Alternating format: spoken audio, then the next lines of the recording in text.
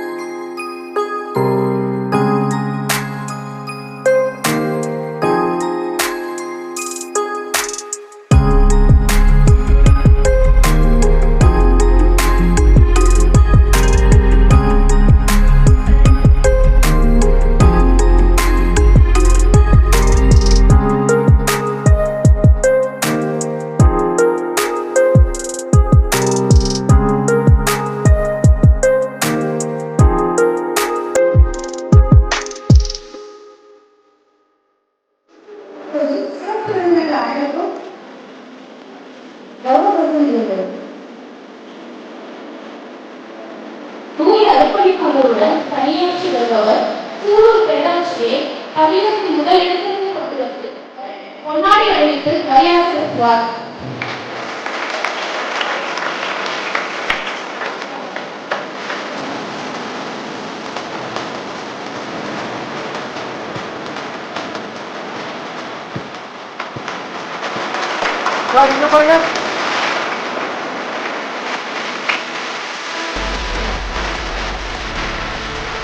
இங்க பாருங்க, ரெடி, இங்க பாருங்க ரெடி.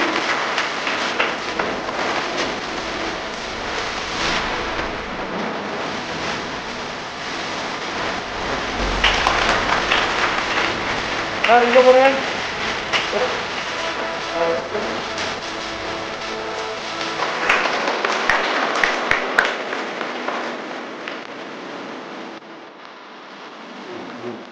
இங்க பாருங்க.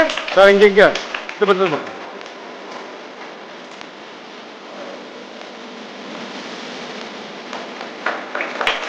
சார் இங்க பாருங்க.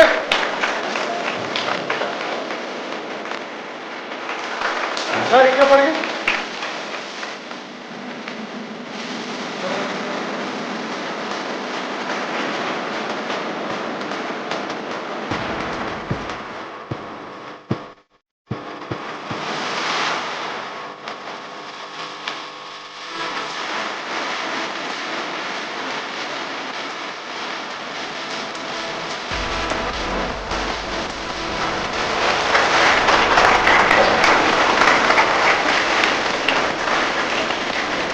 சார் இங்க பாருங்க. மதிப்பிற்கும் மரியாதைக்குரிய எங்கள் கல்லூரியின் செயலர் ப்ரொஃபசர் சரமா சாங்கர் மேடம் மற்றும் ஆர்பிஎஸ் மெட்ரிகுலேஷன் ஸ்கூல் முதல்வர், துணை முதல்வர் மற்றும் என்எம்எஸ் கல்வி குழுமத்தின் சார்ந்தவர்கள் மற்றும் நாடார் மகாஜன் சங்கத்தின் உறுப்பினர்கள், தலைவர்கள், பொறுப்பாளர்கள் மற்றும் குழந்தைகள் அனைவருக்கும் காலை வணக்கம். இப்ப நம்ம காமராஜர் ஐயா 123வது பிறந்த நாள் விழாவை கொண்டாடுறோம். இப்போ இந்த விழா கரெக்ட் டைத்துல ஆரம்பிச்சிருந்துச்சுங்க. விழாவுக்கு வந்தோம் போனோம் அப்படின்னு தான் இருக்கும். கொஞ்சம் காப்பு இருந்தாதான் அவரோட நினைவு கொஞ்ச நேரத்துல இருக்கும். அதனால விழாவை லேட்டா ஆரம்பிச்சு சார். ஏன்னா இந்த கொள்கைகளை இதை காமராஜரை பார்க்கணும், காமராஜர் பேரை படிக்கணும், அவர் யாருன்னு தெரியணும். இப்ப நிறைய பேர் கர்ம வீரர் காமராஜர் அப்படிங்கிற விஷயம் ஏன் பாத்தீங்கன்னா அவர் செயல் வீரர். சும்மா வாயில மட்டும் பேசிக்கிறது. இப்ப அரசியல் தலைவர் நிறைய பேசுவாங்க இல்லையா, நிறைய பேசுவாங்க. அவர் பேச்சுக்கும் செயலுக்கும் நிறைய இடைவெளி இருக்கும். ஆனா கர்ம வீரர் சொன்னதுக்கு மெயினான காரணம் அவர் பேச்சுக்கும் செயலுக்கும் உள்ள இடைவெளி இல்லை சொன்னதெல்லாம் படிக்கிறார். அது மாதிரி செயல்படுறத ஐயா கர்மவீரர் காமராஜர் அவரோட இல்லை அப்படின்னா நானும் நீங்க எல்லாம் இங்க படிச்சிருக்க முடியாது. இந்த ஆர்பிஎஸ் கல்லூரி இருந்தது. இது நான் மேல பேசல. இப்ப நம்ம பிரிட்டிஷ்க்கு முன்னாடி குருகுல கல்வினா லிமிடெட் ஸ்கூல்ஸ், அப்போ லிமிடெட் ஸ்கூல்ஸ் தான் எல்லாருமே படிக்க முடியாது. அப்ப பிரிட்டிஷ் ஆட்சிக்கு வந்ததுக்கு அப்புறமா ஸ்கூல்ஸ் இன்க்ரீஸ் பண்ணாங்க. அதனால படிக்கிறதுக்கான வாய்ப்புகள் கிடைச்சது. அதுக்கப்புறம் வந்த அரசியல் தலைவர்கள் என்ன பண்ணாங்கன்னா அகைன் இந்த ஸ்கூல்ஸ் எல்லாம் குறைச்சிட்டு பழைய சிஸ்டத்துக்கு போயிட்டாங்க. ஆனா கர்மவீரர் காமராஜர் ஆட்சிக்கு வந்ததுக்கு அப்புறம் ஸ்கூல்ஸ் எல்லாம் பார்த்தீங்கன்னா 17,000 22,000 ஸ்கூல்ஸ் தமிழ்நாட்டில் கொண்டு வந்தார். அப்ப 22,000 ஸ்கூலை கொண்டு வரணும்னா அந்த ஸ்கூல் குழந்தைங்கலாம் படிச்சுட்டு ஒரு +2 வரைக்கும் படிச்சு எங்க போவாங்க, அது காலேஜ் வேணும் இல்லையா. அப்போ ஆட்டோமேட்டிக்கா ஸ்கூலை இன்க்ரீஸ் பண்ணதுனால ஒவ்வொரு டிஸ்ட்ரிக்ட்லயும் காலேஜஸையும் இம்ப்ரூவ் பண்ண வேண்டியதாக போச்சு. அதாவது விதப்பட்டவர் தான் காமராஜர் அவர் ஸ்கூல்ல இன்க்ரீஸ் பண்ணதுனாலதான் இன்னைக்கு 520 இன்ஜினியரிங் காலேஜஸ், 3000க்கு மேல மெடிக்கல் காலேஜஸ், நிறைய விஷயங்கள் தமிழ்நாட்டில் பண்ணியிருக்காங்க. இப்போ ஐஏஎஸ் ஆபீசர் ஒரு 500 அப்ளிகேஷன் கொண்டு போய் இந்த 500 மாணவர்களும் எலிஜிபிள் ஹேண்ட். ஆனா நம்ம ஒரு 50 ஸ்டூடெண்ட்டுக்கு நம்ம ஒரு அவங்களோட வருமானம், இயல்பை, அவங்களுக்கான சில சீட்ஸ் தரணும், ஃப்ரீயா தரணும். எங்களால இந்த 500 பேர்த்த 50ஆகவும் 100ஆகவும் எங்களால கன்வெர்ட் பண்ண முடியல அப்படின்னு பாட்டு ஐஏஎஸ் படிச்ச அதிகாரிகளே நம்மளுக்கு தடுமாறி இருக்காங்க. அப்புறம் காமராஜர் அவர் ஃபைல் போகுது. போன உடனே அவர் என்ன பண்றாருன்னு கேட்டீங்கன்னா அந்த 500 அப்ளிகேஷன் பாக்குறாரு. அப்படி என்ன பார்த்துட்டு இருக்காரு, ஒன்னா உருவுறாரு, 100 கொடுத்துட்டாரு. அந்த ஐஏஎஸ் ஆபீசர்ஸ்ல ஒன்றும் புரியல. என்னடா நம்ம 2-3 வாரமா நம்ம முயற்சி பண்ணோம், இதுல யாருக்கு ஷார்ட் லிஸ்ட் பண்ணி தரலாம்னு எனக்கு தெரியல. ஆனா காமராஜர் வித்தின் 5 மினிட்ஸ்ல அப்படியே பார்த்துட்டே இருந்தாரு. அப்ளிகேஷன் ஒன்று எடுத்து போட்டாரு. அப்புறம் இந்த ஐஏஎஸ் ஆபீசருக்கு ஒன்றும் புரியல. அவர் கேட்டிருக்காரு, சார் எப்படி சார் ஷார்ட் லிஸ்ட் பண்ணீங்க? நாங்க எல்லாருமே டிஸ்கஸ் பண்ணி நிறைய விஷயங்கள் அனலைஸ் பண்ணி மார்க்கு, சேலரி, அது இது நிறைய விஷயங்கள் பார்த்தோம். நீங்க எப்படி பண்ணீங்கன்னு கேட்டதுக்கு அவர் ஒரே வார்த்தை சொன்னார், நான் ஒன்றும் அப்ளிகேஷன் மார்க் எதுவும் பார்க்கல. அவங்க பேரண்ட்ஸ் வந்து கை நாட்டா படிச்சதெல்லாம் பேச போறீங்க இல்லையா, எங்களை விட நிறைய படிச்சிருப்பீங்க, உங்கள்கிட்ட நாங்கள் தெரிஞ்சுக்கலாம். வாய்ப்புக்கு நன்றி சார், தேங்க்யூ. மாணவர்களுக்கு நல்ல அறிவுரைகள் வழங்கிய கல்லூரி முதல்வருக்கு நன்றி. அடுத்ததாக என் பள்ளியின் செக்ரட்டரி மேடம் திருமதி சாரா சாமுவேல் அவர்களை ஓரிரு வார்த்தைகள் பேச அன்புடன். எல்லோருக்கும் காலை வணக்கம்.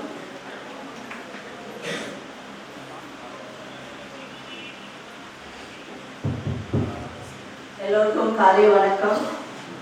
Honorable dignitaries on the dais and off the dais, organizers, parents, teachers and my beloved students. எனக்கு தமிழ்ல பேசுறதுக்கு ரொம்ப டிசைர் இருக்கு, ஆனா எனக்கு தமிழ் ரொம்ப தெரியாது, கொஞ்சம் கொஞ்சமா கலந்து பேசுவேன். Okay, it is such a big honor for us to be part of this celebration when we remember this great gentleman, like Sir was mentioning, Dharmavir Mr. Kamaraj, Sri Kamaraj. These are people who have built our nation. And இன்னைக்கு உங்களுக்கு இந்த வாய்ப்பு கொடுத்திருக்காங்க to talk about his life.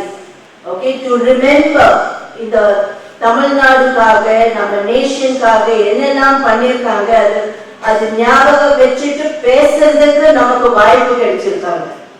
Now it is our desire, நம்ம next generation, ஒரு next generation becomes very strong, not only in knowledge, like Sir said, the words that come out from our mouth and our actions should be together, because empty words will not improve. எனக்கு பெருமை கிடைக்குமா, எனக்கு பேர் கிடைக்குமா, அதெல்லாம் நினைக்காம இந்த நாட்டுக்காக இந்த மக்களுக்காக உயிரே கொடுத்து, because we believe in Tamil Nadu especially kalvi is something very important, very precious, நம்மளை ஹெல்ப் பண்ணுவாங்க. அதனால தான் இன்னைக்கு இந்த we are organizing this, all our dear friends are organizing this, and we are so happy to be part of it, because as I said before, you children are the future of this great nation, and we have a big expectation that India will rise up. India will rise up not with defense, not with rockets, not with hitting each other, killing each other, but with education, helping people to rise up, giving people skill in their hands to work and live for themselves. Precious, ரொம்ப precious. With these few words, wish you all the best. Be the best in your school and rise up so that India as a nation will shine as one of the best all over the world. Thank you very much.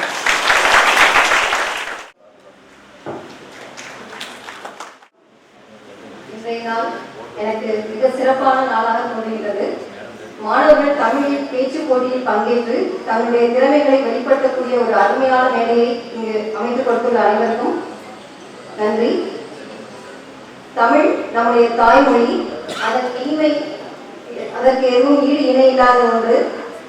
அந்த மொழியில் பேச ஒரு கருத்தை அழகாக வெளியிட இதுபோல் ஒரு பேச்சு போட்டியை நடத்துவது என்பது மாணவர்களுக்கு ஒரு மிக முக்கியமான அனுபவமாகும். இந்த போட்டிகள் வெறும் பரிசுகளை மட்டுமல்ல, உரையாற்றும் திறனையும் மொழி அன்பையும் வளர்க்கும் ஒரு பயணமாகும். இப்போது பேசும் இளம் குரல்களில் எதிர்கால மொழி போராளிகள் உருவாகிறார்கள். இவர்கள் தமிழை வளர்க்கப் போகும் முக்கிய சக்திகள் என்பதை நம்புகின்றேன். இந்த நிகழ்ச்சிக்கு தயாராகிய மாணவர்களுக்கும் அவர்களை தயார் செய்த ஆசிரியர்களுக்கும் என் மனமார்ந்த நன்றியை தெரிவித்துக் கொள்கிறேன். தமிழ் வளர்க்க, மாணவர்கள் சிறக்க. நன்றி. Management, staff members, principals and all my dear students, இங்கே கூடியுள்ள அனைத்து உள்ளங்களுக்கும் வரவேற்கின்றேன். ஏனென்றால் இன்றைய தினம் ஒரு முக்கியமான நாளாக காமராஜர் பிறந்த நாள் என்பது நாங்கெல்லாம் நேரிலேயே காமராஜர் பார்த்துருக்கிறேன் சின்ன பொண்ணா இருக்கிறப்போ. என்னன்னா அது ஒரு ரொம்ப ரொம்ப சந்தோஷமா எனக்கு இன்னைக்கு. கல்வி என்பது அழியாத சொத்து.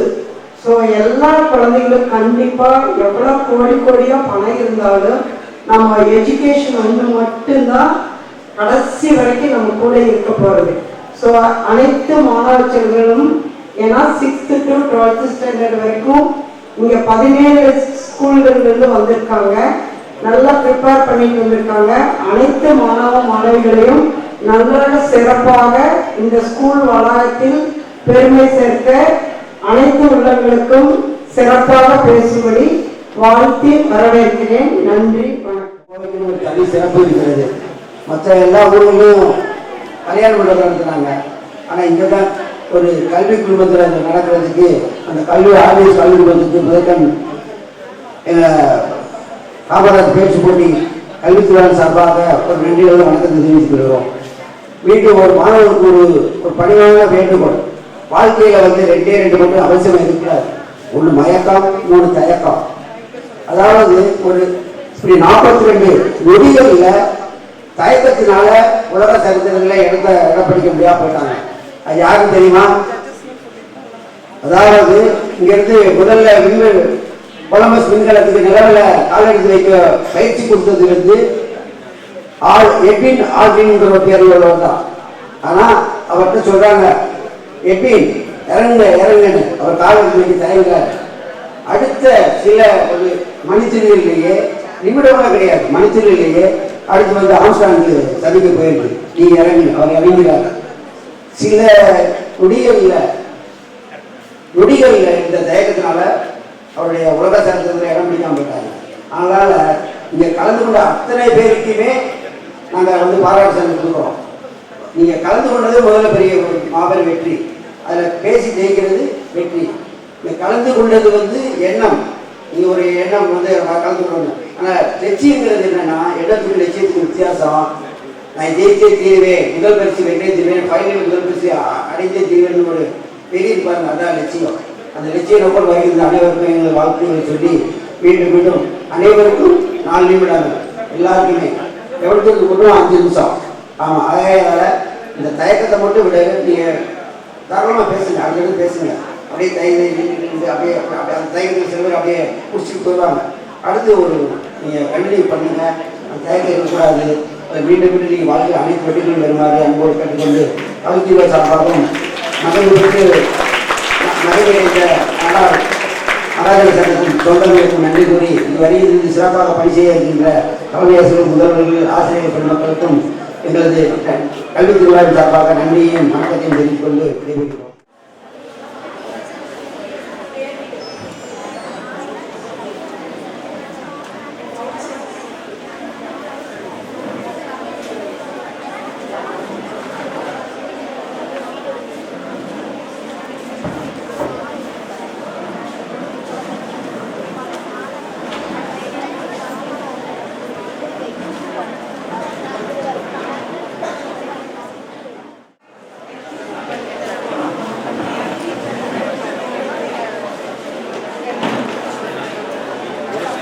வீடியோ கேட்குறாங்க.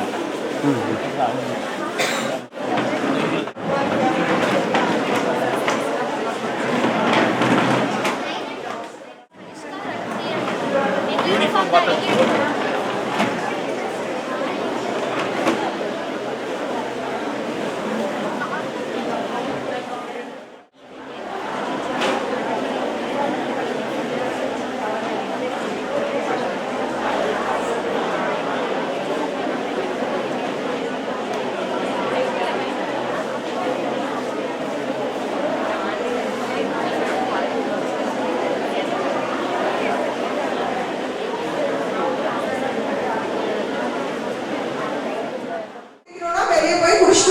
சரியா?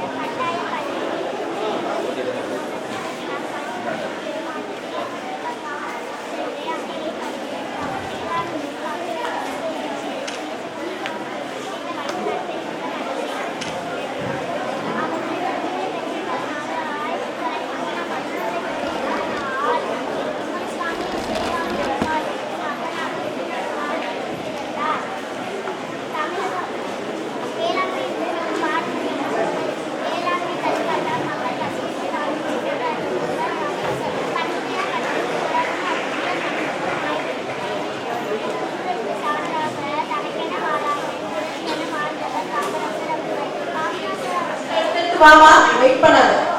டைம் வேஸ்ட் பண்ணக்கூடாது. முடிச்சவங்க அப்படியே ஸ்நாக்ஸ் வெளியே போய்க்கலாம். ஸ்நாக்ஸ் போட்டு திருப்பி வந்து one thing I have to say, these judges are not your school. Yeah, your school teachers will not be judged for you. You have to speak only for 5 minutes. If you are talking, you will be disciplined.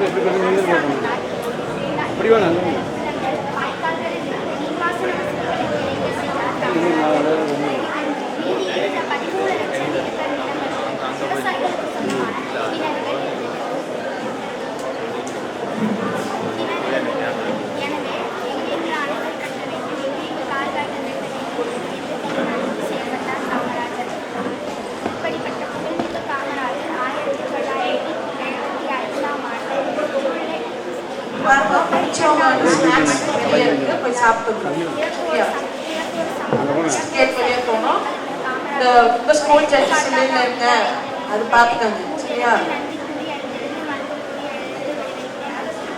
Clap go. Clap go ma.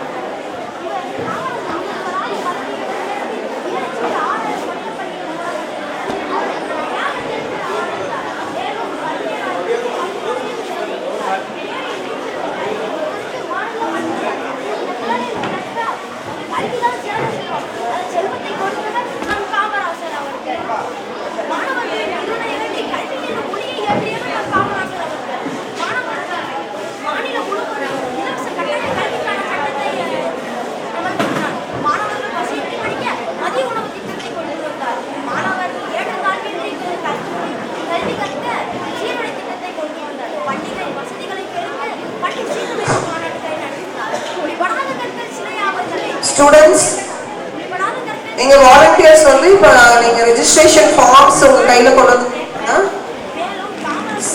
few schools you have written your names in English.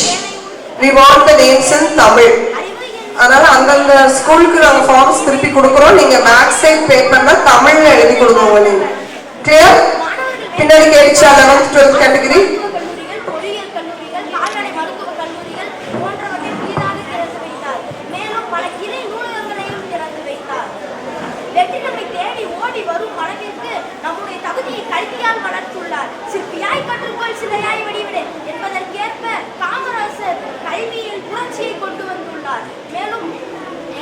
மாணவர்கள் மேலும் படிப்பிலும் பதவியிலும் மேல் படிப்பிற்கான படிப்பும் பதவியிலும் இருக்க வேண்டும் என்று ஆசைப்பட்டவர். மதுரை பல்கலைக்கழகத்திற்கு மதுரை காமராசர் பல்கலைக்கழகம் என பெயரிட்டனர்.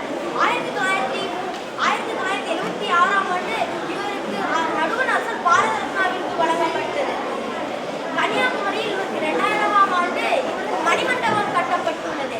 இவரின் பிறந்த நாளான ஜூலை 15ஆம் நாளை நாம் கல்வி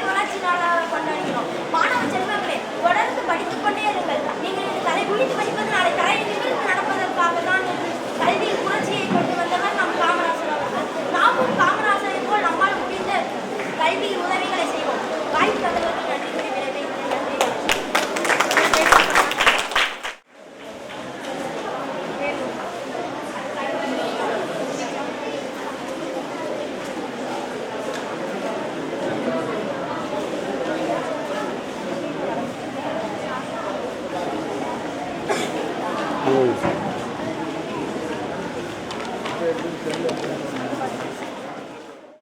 தலைப்பு, அழைப்பில் மகிழ்ந்து தலைப்பை புரிந்து என் பேச்சிலே தரப்போகிறேன் நல்லதொரு விருந்து. அவையோர் அனைவரையும் வணங்கி தொடங்குகிறேன் என் உரை.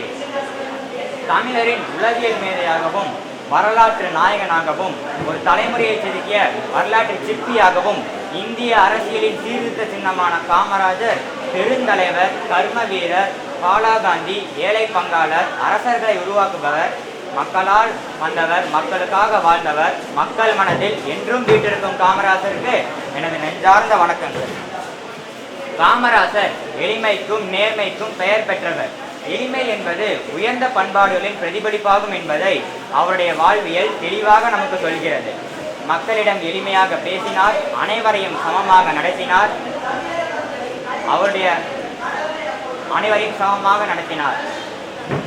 அவருடைய எளிமை நம்மை நம் அடிப்படைகளுக்கு அழைத்துச் செல்கிறது. அவருடைய வலிமை நம்மை நம் கடமைகளுக்கு புத்துணர்வூட்டுகிறது. இந்திய அரசியலின் மேகமண்டலத்தில் ஒளிரும் ஒரு நிலா போன்றவரே காமராஜர். அதிகாரத்தையும் புகழையும் தாண்டி அவருடைய வாழ்க்கை முறை மக்களின் நலனுக்கே அர்ப்பணிக்கப்பட்டது. எப்போதும் பணிவாகவும் மரியாதையுடன் நடந்து கொண்ட காமராஜர் தான் ஒரு தலைவர் என்பதை விட தன்னை சாதாரண தொண்டனாகவே தன்னை காட்டிக்கொண்டவர். மக்களிடம் நெருக்கமாக வேண்டும், அமைச்சர்கள் சாமானியர்களின் இடையே அமர்ந்திருக்க வேண்டும் என்ற யோசனை இன்றளவும் மக்கள் மனதில் கடலலை போல் ஒலிக்கிறது. தனது முதலமைச்சர் பதவியை துறந்துவிட்டு தேச சேவைக்கு சென்று வேண்டாம் பதவி வேண்டும் உழைப்பு என்ற செயல்தான் அவரை மக்கள் மனதில் பெருந்தலைவராக மாற்றியது. ஆட்சி என்பது அதிகாரம் அல்ல, அது ஒரு பொறுப்பு என்பதை உணர்ந்த காமராஜர் முதலமைச்சராக பதவி வகித்த காலங்களில் நாட்டு முன்னேற்றம், கல்வி, தொழிலுக்கு முன்னுரிமை அளித்து பல திட்டங்களை நிறைவேற்றினார். 1954 தமிழக முதல்வராக பொறுப்பேற்ற போது கல்விக்காக கிராமமாய் சென்று பல பள்ளிகளை தொடங்க திட்டமிட்டார். கல்வி என்பது செலவல்ல, அது ஒரு நாட்டின் முதலீடு. கல்வியை மக்களின் அடையாளமாக காணும் கண்ணோட்டம், கல்வி இல்லாமல் சமூகம் விடியாது என்ற கொள்கையை கொண்டு கல்வி வளர்ச்சிக்காக 12,000க்கும் மேற்பட்ட பள்ளிகளை திறந்தார். கல்வியே சக்தி என்ற நம்பிக்கையை அவர் தொடங்கிய மதிய உணவு திட்டம் இன்று ஆயிரக்கணக்கான மாணவர்களின் வாழ்வை மாற்றியுள்ளது. பள்ளி குழந்தைகளுக்கான இலவச மதிய உணவு திட்டத்தினை ஏற்படுத்தி ஏழை எளிய மக்களின் கல்வியில் முன்னேற்றத்தினை ஏற்படுத்தினார். கல்வி கற்போரின் எண்ணிக்கை இவரது ஆட்சியில் 37% உயர்ந்தது. இந்தியாவின் மதிக்கத்தக்க 2 பிரதமர்களை உருவாக்கி இந்தியாவின் கிங் மேக்கராக திகழ்ந்த காமராஜர் பகைவர்களும் மதிக்கும் பண்பாளராகவும், படிக்காத மேதையாகவும், கல்வியின் நாயகனாகவும், மனிதநேயத்தின் மறு உருவமாகவும் திகழ்ந்தார். அரசியலில் நேர்மை, வாய்மை, தூய்மை, நாணயம் என அனைத்தையும் கற்பித்து மனிதராக மட்டுமல்லாமல் ஒட்டுமொத்த இந்தியாவிற்கே வழிகாட்டும் தலைவராகவும், புதிய வரலாறு படைத்த புனித தலைவராகவும் விளங்கியவர். காமராஜர் வாழ்ந்தார் எளிமையாக, வளர்ந்தார் வலிமையால், வாழ்ந்து கொண்டிருக்கிறார் நம் நினைவுகளில். பேச வாய்ப்பளித்தமைக்கு நன்றி கூறி விடைபெறுகிறேன். செய்தியை கேட்டதும் உடனடியாக அவருடைய வீட்டுக்கு விரைந்து சென்றார். அங்கு சென்று பார்த்தபோது, ஐயோ நம் தாய் என்ன நினைத்திருப்பாரோ, ஐயோ நம்ம நாடு மக்கள் என அழைத்துவிட்டோமே, கடைசி நேரத்தில் தாயிடம் இல்லையே, தாய்க்கு எந்த உதவியும் செய்யவில்லையே என கவலைப்பட்டார். அப்போது இடங்களில் இருந்த அவரிடம் ஒரு வெட்டியான் வந்தார். ஐயா, உங்களுக்கு இறுதி சடங்கு செய்ய வேண்டும், உங்கள் அம்மாவுக்கு இறுதி சடங்கு செய்ய வேண்டும், உங்களிடமிருக்கும் பணத்தை தாருங்கள் என்றார். காமராசர் ஐயா சுமார் 9 ஆண்டுகள் தமிழகத்தை ஆட்சி செய்த முதல்வர், தமிழக மன்னர் அவருடைய சட்டைப்பையில் பார்த்தபோது ஒரு பைசா கூட இல்லை. ஒரு பைசா கூட இல்லை. 9 ஆண்டுகள் நாட்டை ஆட்சி செய்த மன்னரிடம் ஒரு பைசா சட்டப்பையில் இல்லை என்றால் அவர் எப்படிப்பட்ட எளிமையான மனிதர் என்று சிந்தித்து பாருங்கள் மக்களே. பிறகு என்ன செய்வது என்று அறியாமல் இருந்த காமராஜரிடம் அவரது நண்பர் நான் உதவி செய்கிறேன் என்று உதவி செய்த போது அந்த வெட்டியான் கூறினார், இல்லையா காமராஜரிடமிருந்து 1 ரூபாய் கிடைத்திருந்தால் அது பொக்கிஷமாக நான் சாகும் வரை வைத்திருக்கிறேன். பல சாதனைகளை செய்த மனிதர் மிகவும் எளிமையாக வாழ்ந்தார். சட்டம் தன் கையில் இருந்த போதும் அவருடைய சட்டப்பை நிறையவில்லை. காரணம், அவர் என்றைக்கும் எளிமையே விரும்பினார். மக்களே ஆட்சி, மக்களே நம்முடைய மக்கள், நம்மளுடைய குடும்பம் என வாழ்ந்தார் காமராசர் ஐயா. மேலும் காமராசர் ஐயா காந்திராவுடைய பள்ளியிலே மகத்தான மக்களாட்சி செய்து வந்தார் காமராசர் ஐயா. அதே நாளில் காந்தியின் பிறந்த நாளில் அவருடைய காந்தி பிறந்த நாளின் இறுதி நொடியில் காந்தியத்தின் கடைசி தூண் சாய்ந்தது காமராசர். சாதனை படைத்த இந்த மாபெரும் மனிதரை மீண்டும் இந்திய அரசு மட்டுமல்ல உலக அரசு சந்தித்திடுமா என்பது சந்தேகமே. 80 கோடி மக்களில் காமராசரை தேடும் உங்களில் நானும் ஒருவன் என கூறி எனக்கு இந்த வாய்ப்பளித்த மேடைக்கும் உயிர் கொடுத்த கடவுளுக்கும் கல்வி கொடுத்த ஆசிரியர்களுக்கும் நன்றி கூறியவனாக விடைபெறுகிறேன். அனைவருக்கும் நன்றி, வணக்கம்.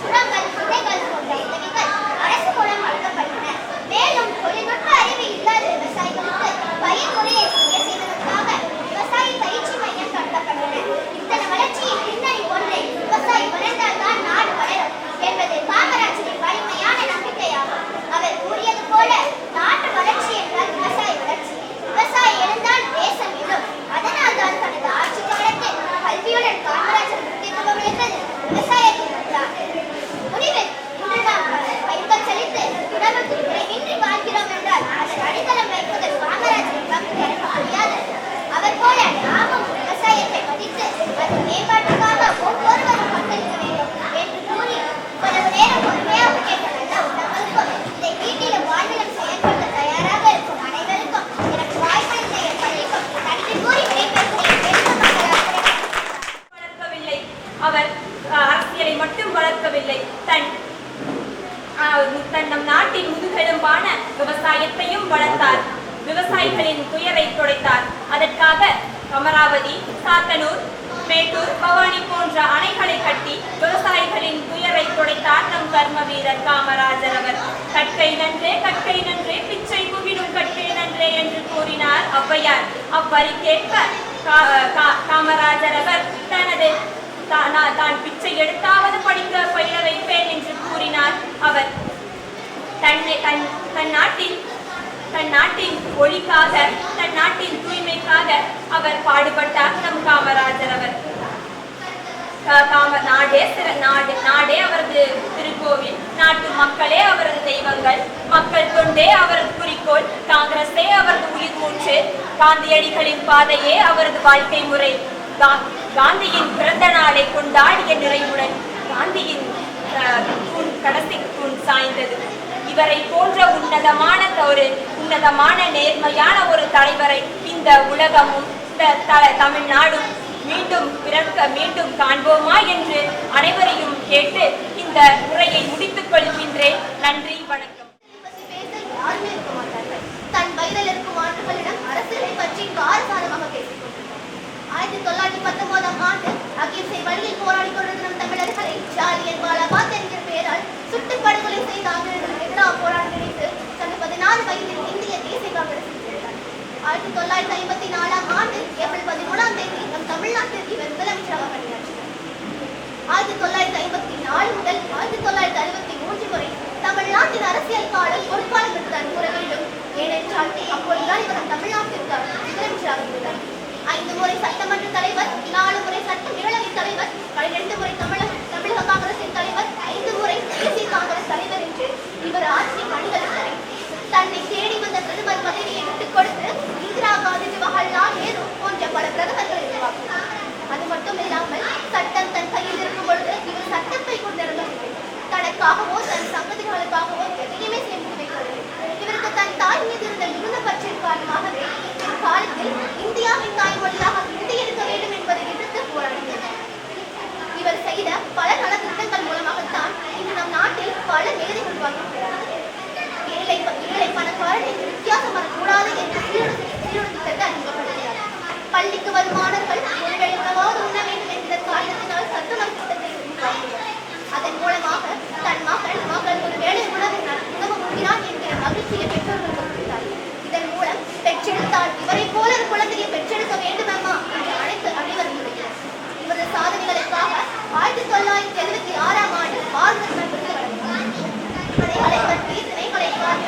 மலைகளிலும் கூடுதலான மகத்தான ஆட்சி புரிந்து கரைகள் கழிக்காத தன் கரங்களால் திரைப்பட வாகனங்களை வாழ்ந்து கொண்டிருந்த காமராஜர் தனது இறுதி மூச்சு காற்றை 1970